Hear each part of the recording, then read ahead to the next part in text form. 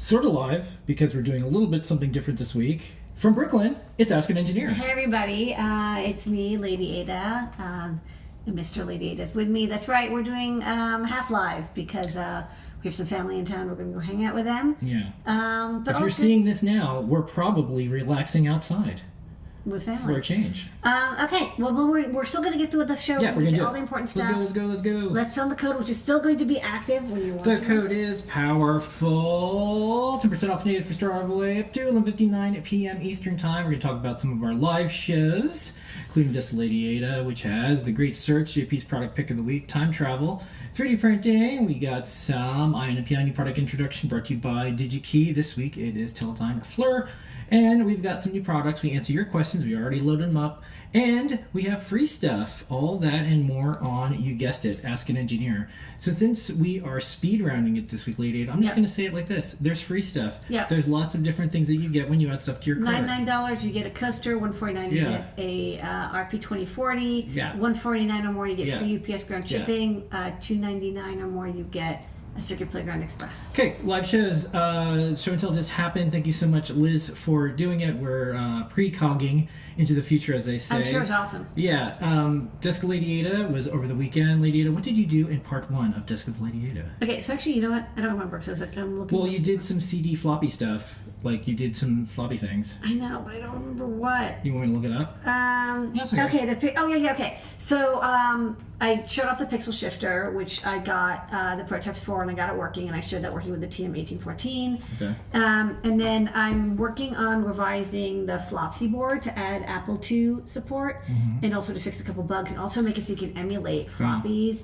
I also added some buttons and some sensors, and I'm going to add a negative 12-volt power supply. Yeah. And then on the Great Search, we had a request for a short stem rotary encoder that would work on the macro pad. Okay. Yeah, if you are looking for a part substitution or just like, hey, what part should I use for volume, hit us up on every social media platform. That's how we do the Great Search. It's been working out really great. Okay. Speaking of great, let's go to JP's product pick of the week. He does this every single Tuesday. Take it away, JP. It is the RP2350 HSTX to DVI adapter.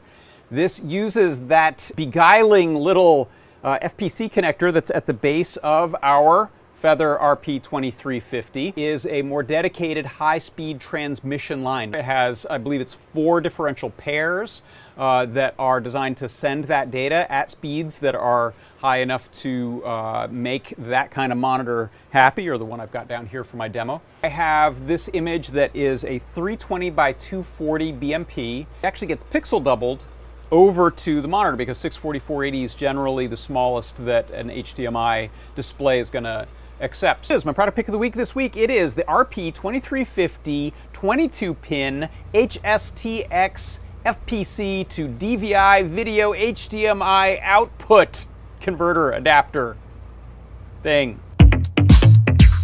And don't forget, tomorrow is JP's workshop. Friday's Deep Dive with Scott. This might be one of the last ones before Kid Scott comes free. along. Yeah. And if it's not Scott, you'll see Tim. Let's do some time travel.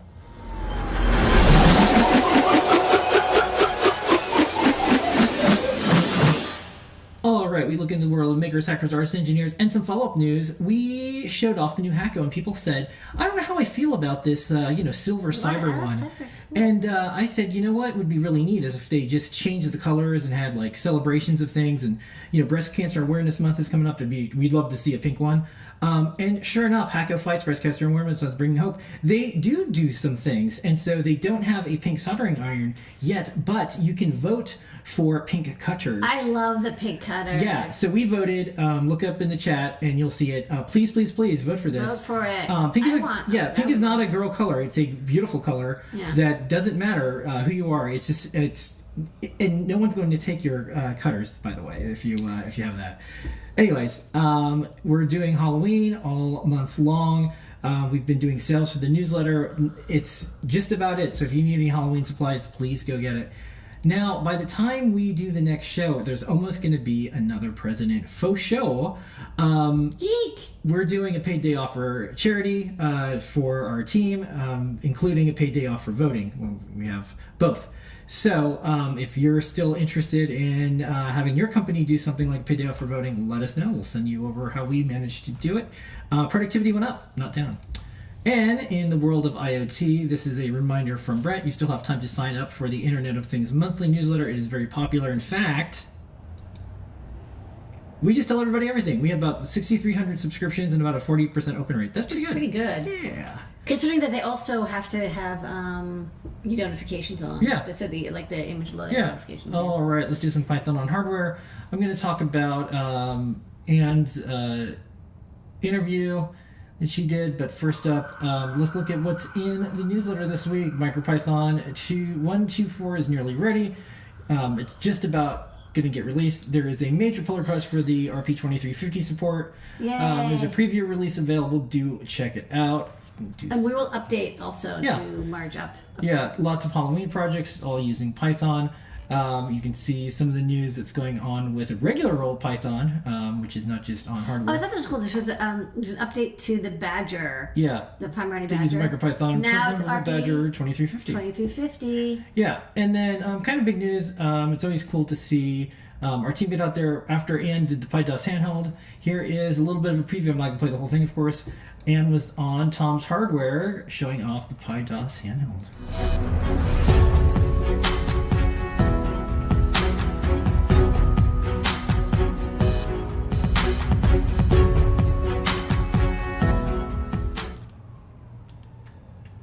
Hello and welcome to Tom's Hardware, the Pycast, and that was the new intro which I made a few weeks ago now, and it seems to have worked alright. It did stick a little bit, but teething troubles, I'm good with that. So, thanks for joining us. We've got another great show, and we have Anne Barella on the show from Adafruit. Hi Anne. Hey Les, good to be here.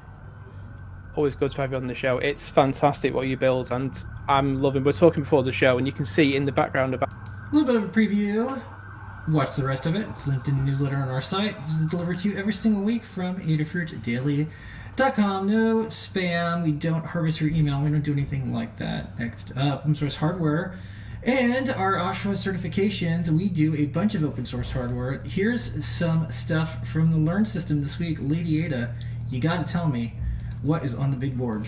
Okay, so we've got a couple updates. So we have an update to the NES emulator project that we showed off using our NES DVI board. Now for the RP2040 with DVI output.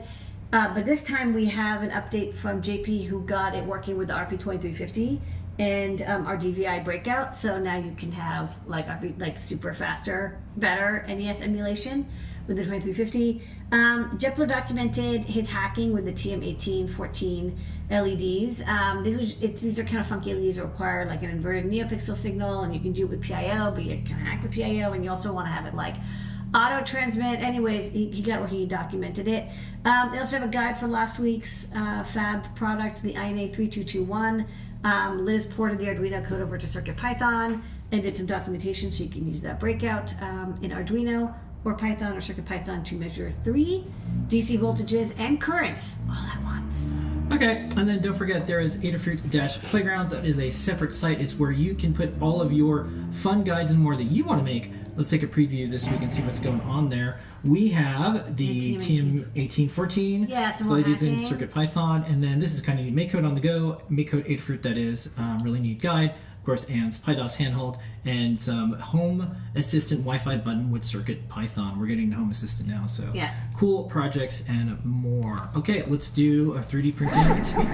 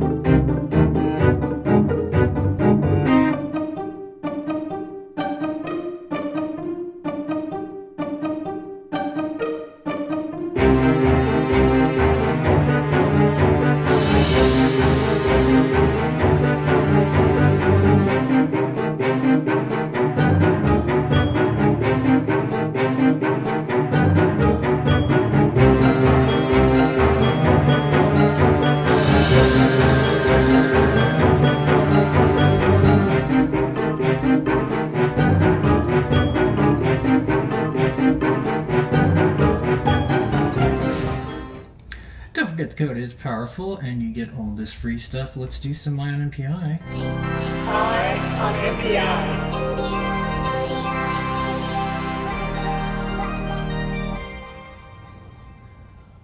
Eye on MPI brought to you by DigiKey. Thanks DigiKey. This week is Teledyne FLIR. Fleur. Fleur, And yeah, everywhere you look, there's Fleur. So, what is the new product introduction of the week this week, Ladyada? Okay, this week, yes, I'm excited because we've not yet covered Teledyne Fleur. Teledyne purchased this Fleur company, and then they're continuing to make the modules, which is really cool. Also, their logo is just like, it's kind of badass looking. Okay, so this week we're featuring the Lepton 3.1 series of all-in-one camera modules from Teledyne. There's a couple different series, but the Lepton series is really popular. It's fairly low cost. It's like a real camera. You get, video quality. The Lepton 2 comes with 80 by 60. The Lepton 3.1 comes from 160 to 120. These are like pre-calibrated, ready to go. Like you can get video out of them with temperature data that you can then overlay onto another video camera if you want to have a thermal overlay for video, or just use them as is. What I really like about these is that they're really popular. Like, it's very well used. There's a lot of support code and a lot of example hardware. So you're not kind of starting from nothing. You have a lot of basis if you want to add thermal imaging to your project. So thermal imaging is kind of, video imaging, because you're watching this with a video imager, and this measures photons.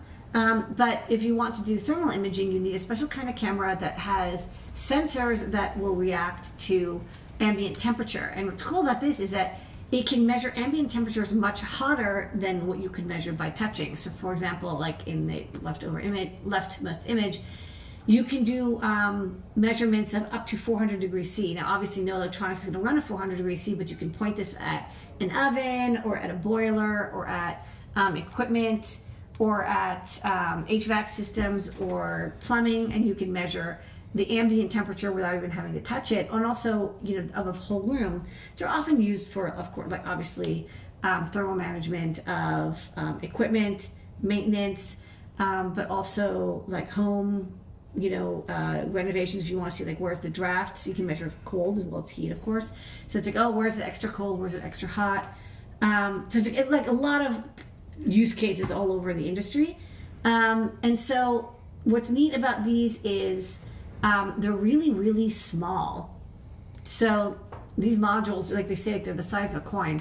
They're like, less than, it's a half an inch by a half an inch. What is it? Sorry, it's 12 millimeters by 12 millimeters by like 10 millimeters. And there are these like swappable modules. They come in a couple different specifications. All of them they actually have on the left the grayscale is like what it measures. It measures like the temperature range, but then it can apply a palette, use selectable palettes so you can attach to them that will give you a false color, which is what you normally see from thermal cameras. So the different modules in the Lepton series that are, I mean, there's a couple discontinued ones, but the ones I think that are currently being made, the 2.5 is going to be a little less expensive, but it's only 80 by 60. The more popular ones that we see are the 3.1 and the 3.5, and both of those are 160 by 120 progressive. They all have basically the same temperature range. The difference between the 3.1R and the 3.5 is the field of view. So the 3.1R has a pretty wide field of view with 95 degree and 120 degrees. So I'll say, you know, if you go to the next thing, there is some distortion. So you can see the distortion. Of course, the lower the field of view, the less distorted it's going to be. But maybe you don't care. Like you're not looking for pixel perfect measurements. You're looking for being able to look at a wide range of the scenery to determine the temperature. So the 3.1R is great for that because you can get like, you know, a big chunk of the view available. And if you want to interface with them, you know, check out the product data sheet, which is different than like the app note, which is what we were initially linked to. So the data sheet will actually give you all the information about how to interface with these. So these don't provide USB video output. Instead, what you get is an I2C interface called the command and control interface. And this is what you do. There's actually a lot of cameras are like this. You set it up and you tell it like what temperature range you're looking at, what like the false color palette you want, and you know, maybe the shutter speed and like the configuration, whatever. You tell it like all the settings you want, and then you use the video SPI, which is, you know, video quote unquote SPI.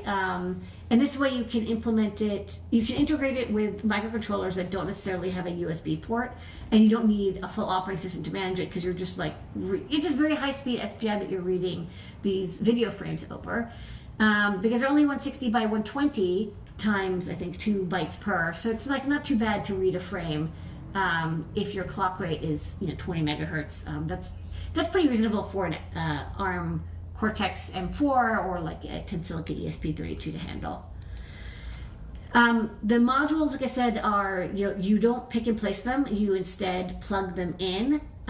So you have all the pins around, and on board is a little microprocessor that actually handles the reading from the thermal element, applies the you know, management to make like the, you know, it has to do some algorithmic analysis to make sure that everything is even in temperature, because there's going to be like the self-heating of the sensor and the board, but you don't want that to affect the camera.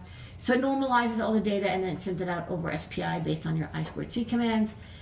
For the socket, there's 2 sockets. One looks like it's like surface mount, but the pins go underneath. One is surface mount, but the pins go outside. I don't know. There's 2 Molex sockets available. One is quite popular. So this one, the 1001 series, and DigiKey stocks them, and they're only like $1.20 or $1 or so in quantity. They're very inexpensive. You can pick and place them, and then you would hand place the module on top. But if you don't want to even like get into that stuff, what you can do is get these FLIR Lepton accessories. There's breakout boards and dev boards available from Group Gets. For example, the Pure Thermal 3, what's nice is that this does provide like a USB video output, so you can get started with, like, if you're like, oh, I want to integrate this sensor, but I'm not sure that it will work the way I want in my development, or like, does it have the temperature range I need, or the field of view I need, you can pick this up, you plug in your Lepton into it, and then it just shows up like a little video monitor. And they have example code and drivers as well for the firmware, and also how to interface with it on like a BeagleBone, a Raspberry Pi, a microcontroller, Arduino, etc. They even have some Python code. And they work with DigiKey, which is kind of, it's like perfect because you can get your modules from DigiKey, and then eventually go in, if you're going to production, you go and get the sockets and the cameras from DigiKey. But while you're doing the prototyping, you can start with all those Group Gets parts that we mentioned. They're stocked at the DigiKey website. So you can like pick them all up at once. Okay. And the cameras are stocked, so they're about $140 a piece. There's other models available too. So if you need if you want less distortion, get the 3. If you're okay with more distortion, get like the 3.5 or whatever, or the ultra wide field of view. Check out the entire family available. This is just the one we're highlighting, but there's like a dozen different cameras from Teledyne FLIR that are stocked at DigiKey, and that group kits will help you get started with. All right, we have video. Every day, the information devices provide the world is rapidly changing. At Teledyne FLIR, we're sparking innovation again with advancements on the world's most deployed thermal camera module. Introducing Lepton 3.1R. The new Lepton features a wider field of view, 160 by 120 resolution, a compact package, and non-contact temperature measurement. A wide field of view and Teledyne FLIR's dewarping technology expand the scene and enable new and emerging applications. Whether you're developing smarter buildings, detecting occupancy, preventing potential hazards before they cause harm, preventative maintenance, or enhancing how we interact with the world, Lepton can push the boundaries of your next creation, saving energy, cost, and lives.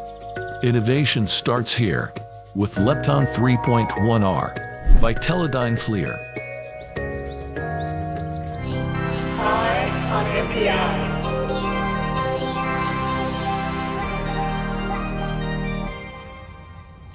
All right, don't forget the code is powerful. 10% off in the store all the way up till 11:59 p.m. Eastern Time. Ladyada. Okay. It's new bar time.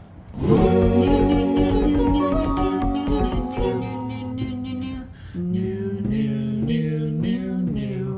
It's new. Okay. We got in these cool iFixit soldering irons. So iFixit, they make really good quality tools for repair, and they do documentation. Good cause, software. good business. Good USB. So this is a USB-C soldering iron. Works really well. When these USB-C soldering irons first came out. Well, first off, I'll say the other USB soldering irons I've tried are very uncomfortable. They're like really skinny. This one feels good. It feels comfortable to use. It has a USB port. It comes with a USB cable, but you can of course use which locks in place, which is like so elegant. But you can also use an off-the-shelf one.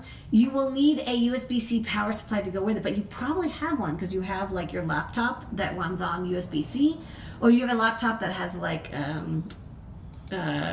Lenovo plug. You can get an adapter that turns into USB-C. So you'll need a 100-watt, 20-volt power supply. Like I said, you probably have one for your laptop or your tablet or some other devices around the house. So we don't include it. You plug it in and you have a full soldering iron, and you can plug it into your computer to configure it, which I think is cool. Yeah, it comes with a terminal and stuff like that. Hackaday has a fun article. Yeah, you can use a terminal to configure. I'll say it comes with the good default settings for the temperature, but if you want to tweak it because you're like, I'm only using leaded solder, I never need lead-free temperature. Yeah. All right, next up. Okay.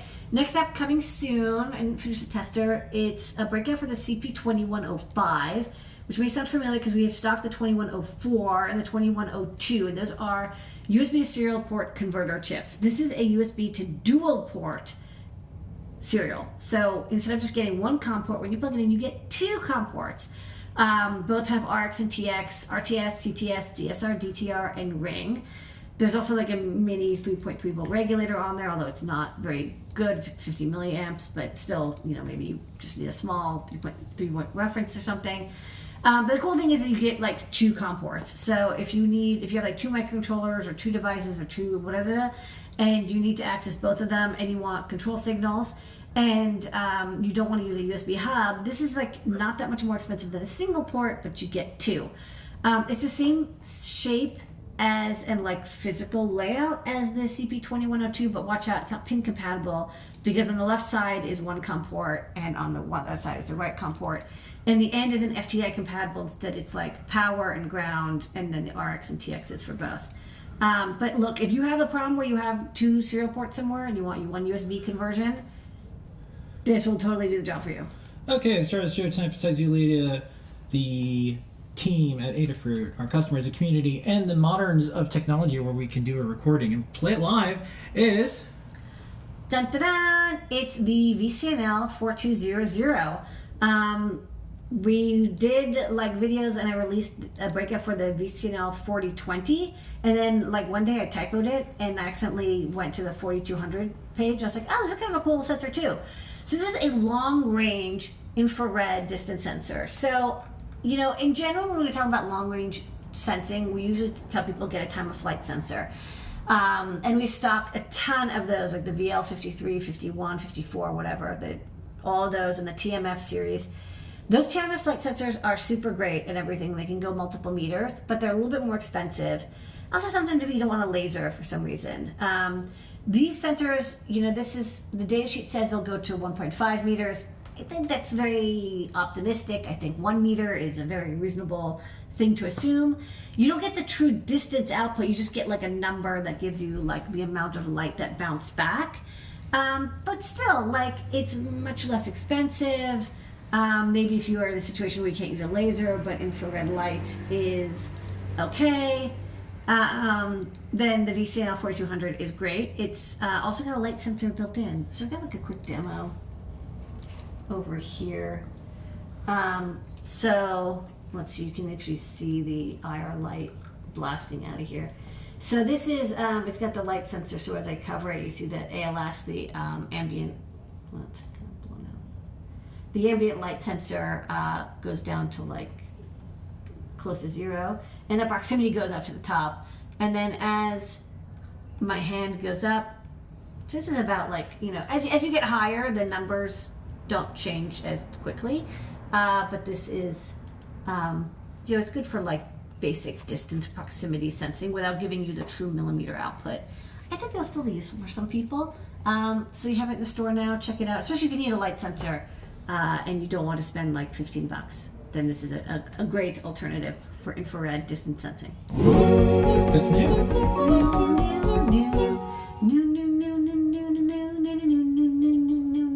Okay, so don't forget the code is powerful. We already have the questions lined up. Yeah. But we'll probably be in the chat, even though this is pre-recorded. We'll probably look at it. Questions, and what's neat is, you know, we can do all these questions in advance now because we're grabbing them from all the different places. So thank you for sending them in, everybody. Okay. This is kind of like a watch along. A lot of you are participating along watching this. We do 99.9% of our videos live. Yeah. So here we go. Let's do questions. Questions. Ask them. All right. First up, this is a big one, but you get the point. They're building a prop with CircuitPython on an M4 Express prop maker wing with a NeoPixel stick. The stick has different color LEDs. Is there a recommended way to chain these in the same NeoPixel port? Next up, first time using the prop maker. Not sure what's safe to use by the prop maker. Well, I'd like to know this answer more. I should know how you figured this out from the docs. Okay, so the NeoPixel stick and the LEDs. So yeah, I would actually recommend honestly just having 2 different strands and each one of them have different color order. It's really annoying. I don't like that there's different color orders. I wish that they had just come up with a standard, but like it wasn't up to me, so that's what we live with. In CircuitPython you can do things where you can like split up the strand. If you're using CircuitPython you can do that, but if you're just using Arduino it's easier just to have 2 strands. Next question, which pins are safe to use? For this, go to the pinouts page for the prop maker wing. It'll tell you exactly which pins are used. I'm like 99% sure that you can use analog 1, 2, 3, 4. Those are like definitely not used at all. And of course you can use the I2C pins with other sensors. There's an accelerometer on there, but you can use the I2C for other sensors if you want like distance sensors or color sensors or EEPROMs or whatever. So, but the pinouts page will tell you exactly what pins are used for each element. Next up, can you use pins while hat is on? Their partner is making a Progen fursuit and they're doing research on how to connect a Raspberry Pi to the LED screen. They found this hat for the Raspberry Pi that's on our Learn Guide. I'm wondering if you still use these pins to connect buttons. Sorry, I don't know about the circuit boards work, so please help explain it to me. Okay, no problem. Can you actually go? So go. Can you share our web browser? Yeah. What do you want to do? So go to the Adafruit site. Yeah, I'm going to Adafruit site. That's our site. Yeah. Okay, so go to Adafruit. Yeah. And then go to shop. and then type RGB matrix hat. RGB matrix hat. Okay. You took my matrix hat. You took my hat. Okay, so click on the top link. Scroll down. And then click on, yeah, that's fine. Okay, so scroll up a little bit. Okay, so it's a tiny bit confusing, but the way it works is, wait, go back here, so you can arrow. So, let me steal this mouse. So these pins here, like B1 is connected to 13, and G2 is connected to 16, and D is connected to 19, and the last is connected to 21. So these are like, whatever they're across from is what they're connected to. So there's a lot of pins that are used. So you can use pin 18, you can use pin 25, you can use pin 26, and if you need more pins, you could use the SPI pins if they're not being used for like SPI stuff. But that's it, because really it's a lot. And then the UART I wouldn't use an I2C. I mean, you could use them. Oh no, you can't, because there's a real-time clock. So yeah, I wouldn't use those. I would use 18, 25. You can use the SPI pins 26 and 19. Because RGB matrices like use a lot of pins. Okie dokie. Okay.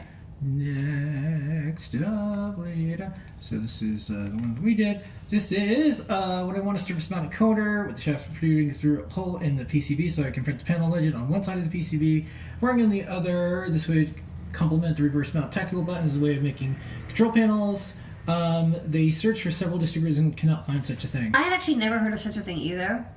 But I did want to like have it, the question, so I could say I've never heard of this. If somebody's ever seen this, I've looked, not hard, but I have looked too.